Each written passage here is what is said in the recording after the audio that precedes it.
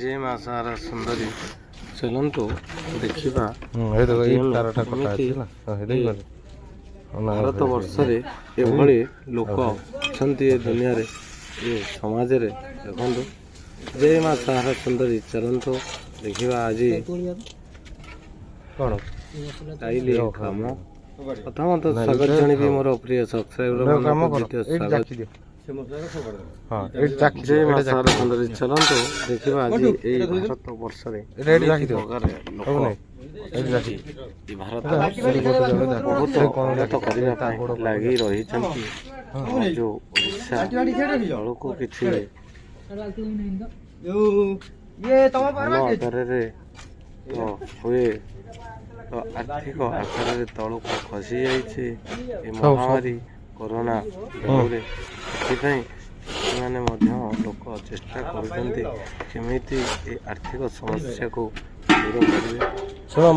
ସବୁ ବାଲ୍ଟି ତମେ ନେଇଯାଅ। ଟାଇଲି ବା ୱେଷ୍ଟେଜ୍ ଟାଇଲି, ନଷ୍ଟ ହେଇଯାଉଥିବା ଟାଇଲି, ଫୋପଡ଼ା ହେଇଯାଉଥିବା ଟାଇଲି, ତାକୁ ମଧ୍ୟ କାମରେ ଲଗେଇ ସୌନ୍ଦର୍ଯ୍ୟପୂର୍ଣ୍ଣ କରୁଛନ୍ତି। ଏତିକି ମୁଁ ଅନୁରୋଧ କରିବି ମୋର ଯେଉଁ ଘର ଲୋକମାନେ ବା ବିଲ୍ଡିଂ ଲୋକମାନେ କାମ କରୁଛନ୍ତି, ଛୋଟ ଟାଇଲି ମଧ୍ୟ ଫୋପାଡ଼ନ୍ତୁନି। ସବୁର କିଛି ଭାଇ କାମ ଅଛି। ମୋ ହାତ ଯୋଡ଼ି କହୁଛି, କୌଣସି ଟିକି ଟାଇଲି କୌଣସି ଯେତେ କ୍ଷୁଦ୍ରତମ ହେଲେ ବି ନାହିଁ, କାମରେ ଲଗାନ୍ତୁ। ଦେଖନ୍ତୁ ଏଭଳିଆ ତ ସୁନ୍ଦର ଟାଇଲି ଅଛି, ଏତେ କାହିଁକି ଏତେ ଛୋଟ ଛୋଟ ଟାଇଲି ଲଗାଉଛନ୍ତି କୁହନ୍ତୁ। ଯାହା ଆମର ଆଗରୁ ଥିଲା ଟିକେ ବଜୁରୀ ଟାଇପର ଗୋଡ଼ି ଆସୁଥିଲା, ମୋଜାକି କରାଯାଉଥିଲା, ତାହା ଇଏ ଛୋଟ ଟାଇଲି ୱେଷ୍ଟେଜ୍ ଟାଇଲି ନେଇକିରି ମୋଜାକି କରାଯାଉଛି।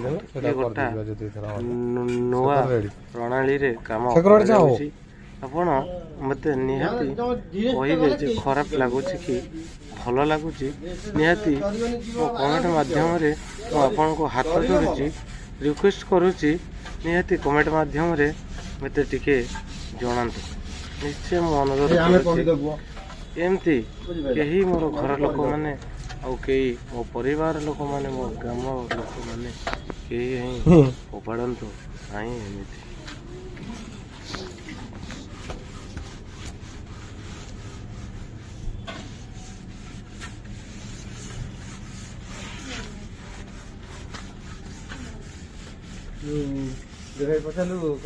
କଢ଼େଇ ଫଡ଼େଇ ସିମେଣ୍ଟ